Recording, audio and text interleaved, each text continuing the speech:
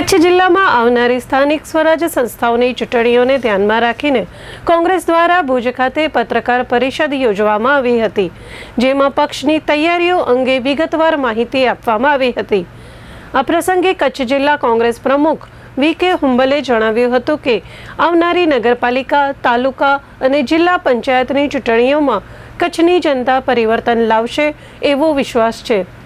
તેમણે આરોપ મૂક્યો હતો કે ભાજપના હોદ્દેદારો દ્વારા વિકાસના કામોમાં મોટા પાયે ભ્રષ્ટાચાર થયો છે, જેના કારણે લોકો ત્રાસી ગયા છે। તેમણે વધુમાં જણાવ્યું હતું કે પંચાયતોમાં સરપંચોના અધિકારો સીમિત કરી દેવાતા વિકાસના કામોમાં ગુણવત્તાનો અભાવ જોવા મળે છે અને તેનો ભોગ સામાન્ય જનતાને ભોગવવો પડે છે। આવી પરિસ્થિતિમાં કોંગ્રેસ પક્ષ પૂરી તૈયારી સાથે ચૂંટણી મેદાનમાં ઉતરશે અને ઉમેદવારોને વિજયી બનાવવા માટે જનતાને અપીલ કરવામાં આવી હતી। આ પ્રસંગે જિલ્લા કોંગ્રેસના અગ્રણી રામદેવસિંહ જાડેજાએ પણ પક્ષની ચૂંટણીલક્ષી તૈયારીઓ અંગે પત્રકારોને માહિતી આપી હતી। વી.કે. હુંબલે ચંચળ ન્યૂઝ સાથે વાત કરી હતી। નમસ્કાર તમામ સાથી મિત્રોને। આજની આ પ્રેસ મિટિંગમાં ઉપસ્થિત અમારા ગુજરાત પ્રદેશના પ્રભારી યાસીનભાઈ ગજર સાહેબ, ભાઈ શ્રી રામદેવસિંહભાઈ, ગનીભાઈ, લાખાજીભાઈ, તમામ પ્રેસ મીડિયાના મિત્રો, આજે આપણે ખાસ આજની પ્રેસ મિટિંગ કે તાલુકા પંચાયત, જિલ્લા પંચાયત અને નગરપાલિકાની સ્થાનિક સ્વરાજની ચૂંટણીઓની જાહેરાત થઈ ચૂકી છે। થોડા દિવસમાં ઉમેદવારી ફોર્મ પર ભરાવાના છે। અમારી સેન્સ પ્રક્રિયાઓ પૂર્ણ થઈ ગઈ છે અને આ વખતે લોકોએ મન મનાવી લીધું છે કે આ સ્થાનિક સ્વરાજની ચૂંટણીઓમાં કોંગ્રેસ પક્ષને આશીર્વાદ આપશે। કોંગ્રેસ પક્ષના ઉમેદવારો વધારે વિજય થશે, જીત મેળવશે અને તાલુકા પંચાયત, જિલ્લા પંચાયત અને નગરપાલિકામાં કોંગ્રેસનું શાસન આવશે। જેનું મુખ્ય કારણ આપણે કહીશ કે આ શાસનથી લોકો ત્રાસી ગયા છે। આ સરકારમાં ખેડૂતો ઉપર જે અત્યાચારો કરવામાં આવ્યા છે, ખેડૂતોને મહિનાઓ સુધી આંદોલનો કરવામાં પડ્યા છે, તેમ છતાં સરકારના પેટનું પાણી હલ્યું નથી। એની રાહ ખેડૂતો જોઈ બેઠા છે અને ખેડૂતો મોટું પરિવર્તન આ સ્થાનિક સ્વરાજની ચૂંટણીમાં કરવાના છે। એવી જ રીતે યુવાનોની બેરોજગારીનો પ્રશ્ન હોય, ગ્રેજ્યુએશન કર્યા પછી 8-10 હજારની નોકરી પણ યુવાનોને મળતી નથી। તો અત્યારે યુવાનોની હાલત કેવી ખરાબ આ સરકારે કરી છે, એના માટે અત્યારે યુવાનો પણ રાહ જોઈ બેઠા છે।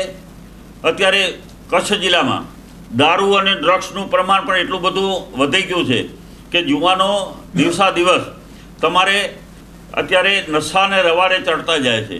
તો આ પણ એક આપણા જિલ્લા માટેનું ખરાબમાં ખરાબ બાબત છે। તો આ પણ એક મુખ્ય મુદ્દો બની રહેશે અને ખાસ કરીને અત્યારે ભ્રષ્ટાચાર, અત્યારે દરેક તાલુકા પંચાયત ને જિલ્લા પંચાયતમાં 10થી 15% સુધી સરપંચો કામ કરે છે, ગ્રામ પંચાયતો કામ કરે છે, એમની પાસેથી પણ ટકાવારી લેવામાં આવે છે। ટકાવારી ના આપે તો એના બિલો પાસ નથી થતા અને નગરપાલિકાઓમાં તો 35થી 40% સુધી ટકાવારી આ ભાજપના નેતાઓએ લીધેલી છે અને આ ટકાવારીનો હિસ્સો જિલ્લા કમલમ સુધી અને પ્રદેશ કમલમ સુધી પહોંચ્યો છે। એના માટે લોકો અત્યારે ત્રાસેલા છે। દરેક કામો છે, સિંચાઈના કામો હોય, રોડ રસ્તાના કામો હોય, દરેક ક્ષેત્રમાં માત્ર ને માત્ર ભ્રષ્ટાચાર અત્યારે કરવામાં આવી રહ્યો છે। અહીં જિલ્લા પંચાયત, તાલુકા પંચાયત ને નગરપાલિકા એક એવું માધ્યમ છે કે સરકારની તમામ યોજનાઓનો લાભ છેવાડામાં ગરીબમાં ગરીબ વ્યક્તિ રહેતો હોય ત્યાં સુધી પહોંચાડવાનું માધ્યમ બને છે અને એના માટે થઈને કોંગ્રેસ પક્ષ જો સત્તા ઉપર આવશે તો કોંગ્રેસે હંમેશા ગરીબોને કઈ રીતે વધારે મદદરૂપ બની શકાય એના માટે કામો કરેલા છે। સરકારની યોજનાઓનો લાભ છેવાડાના વ્યક્તિ સુધી પહોંચે એના માટે કામ કરીશું અને ખાસ કરીને જે અત્યારે ટકાવારી સિસ્ટમ છે એ બંધ કરવા માટેનું કામ અમે કરીશું। બીજી વાત મારે આપના માધ્યમથી કહેવું છે કે અત્યારે અધિકારી રાજ અત્યારે તમામ સંસ્થાઓમાં આવી ગયું છે। કોઈ પદાધિકારીનું સાંભળતું નથી।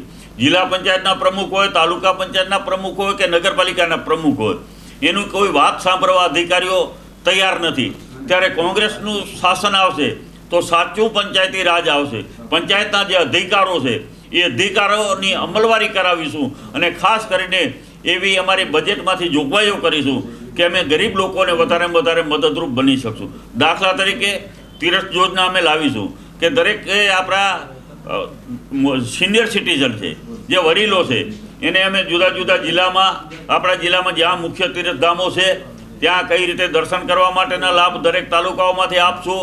અનેક યોજનાઓ એવી છે, વિધવા સહાય છે કે મકાનોમાં આપણે જરૂર પડે તો ગરીબ લોકોને મકાનો માટેની કઈ રીતે એમાં અમે અમારા બજેટમાંથી જોગવાઈ કરી શકીશું.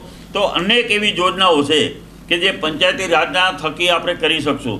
નગરપાલિકા અને તાલુકા જિલ્લા પંચાયતની ચૂંટણીઓમાં આ વખતે કોંગ્રેસ ભવ્ય વિજય મેળવશે એટલી હું તમને ખાતરી આપું છું. લોકો આમનાથી ખૂબ ત્રાસેલા છે, દુઃખી છે અને આ વખતે પરિવર્તનના મૂડમાં છે એવું અમને અત્યારે લોકોને જ્યારે મળીએ છીએ ત્યારે અમને દેખાઈ રહ્યું છે ને આ વખતે પરિવર્તન આવશે.